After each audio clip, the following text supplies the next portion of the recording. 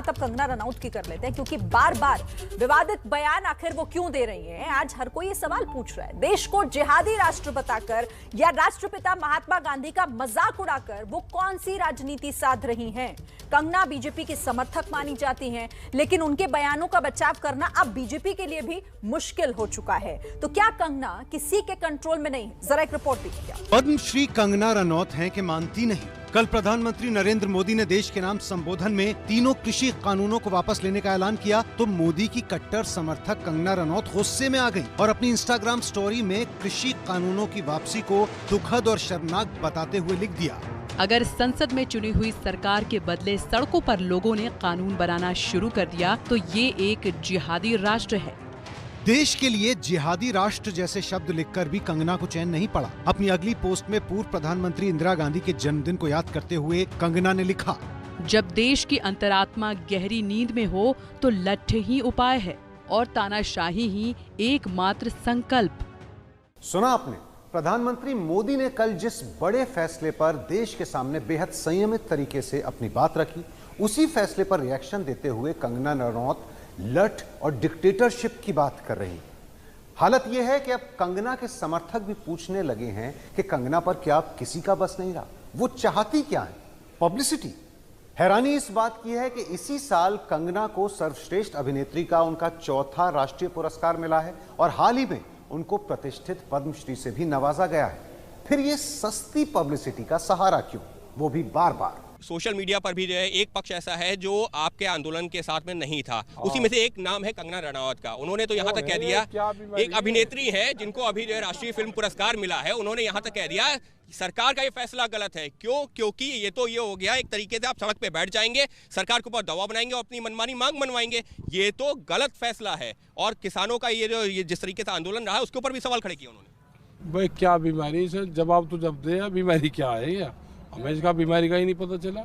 आप कंगना रनौत को नहीं जानते? ना, हम तो जानते नहीं भाई। राष्ट्रीय फिल्म पुरस्कार मिला है, कई बयान देती रही है। बयान तो मिला, पद्मश्री मिल गया भाई, गाली देने वालों को पद्मश्री मिल। पिछले कुछ दिनों में कंगना 1947 में मिली देश की आजादी को भीख में मिली आजादी बता चुकी हैं। इसके बाद फिर भाषा की मर्यादा को भूलते हुए राष्ट्रपिता महात्मा गांधी पर निशाना साधा और उनके अहिंसा के मंत्र का मजाक उड़ाते हुए कहा कि एक और गाल आगे करने से आपको भीख मिलती है, आजादी नहीं।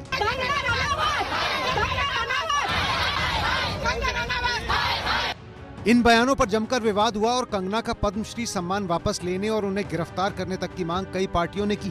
लेकिन कंगना रनौत तो काफी समय से खुलकर बीजेपी और पीएम मोदी की मजबूत समर्थक रही हैं। अपना समर्थन जताने के लिए वो पहले कई बार बयान भी देती रही हैं। बीजेपी भी उनके विवादित बयानों पर कभी निशाना नहीं साधती, लेकिन अब धीरे धीरे कंगना के बयानों का बचाव करना या उन्हें नजरअंदाज कर देना बीजेपी के लिए भी मुश्किल होता जा रहा है। कल कंगना ने पीएम मोदी के फैसले के बाद गुस्से में देश को जिहादी राष्ट्र बताया। ये भी कहा कि लठ और तानाशाही एकमात्र उपाय है। जरा सोचिए, बीजेपी क्या इसका बचाव कर पाएगी? अगर नहीं तो क्या बीजेपी वापस कंगना पर निशाना साधेगी जैसा दूसरों के बयानों पर साधती है? याद कीजिए, कुछ दिन पहले भीख में मिली आजादी वाले बयान तक पे बीजेपी को किनारा करना पड़ा था। ये अलग बात है कि बीजेपी सांसद वरुण गांधी के अलावा पार्टी से खुलकर किसी ने भी कंगना के बयान पर हमला नहीं बोला था। बस आधे अधूरे तरीके से बचकर निकल लिया गया था।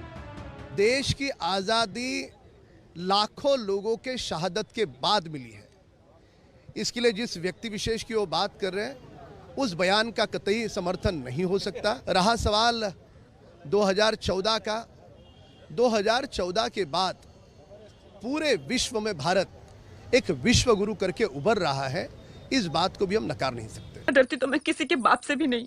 फ्री पब्लिसिटी जो कहावत है उसको अगर आप इग्नोर कर दो, ब्लैंक आउट कर दो, as a media full blank, कोई कुछ कह नहीं रहा, then if they want publicity they will have to pay for it. उसकी पैसे लगते, जितनी पब्लिसिटी आप दे रहे हैं उसको करोड़ों की पब्लिसिटी है। Dismiss, ignore. प्रधानमंत्री को जवाब देना चाहिए अपने चेलों से, अपनी चहेती अभिनेत्रियों से, गांधी से लेकर देश की आज़ादी के हर स्वतंत्रता संग्राम के सेनानी का अपमान करवाकर उन्हें क्या हासिल होगा।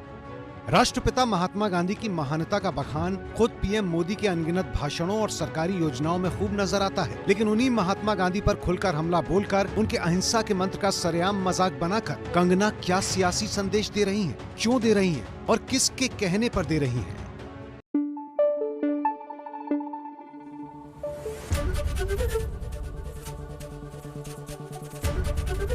एबीपी न्यूज आपको रखे आगे।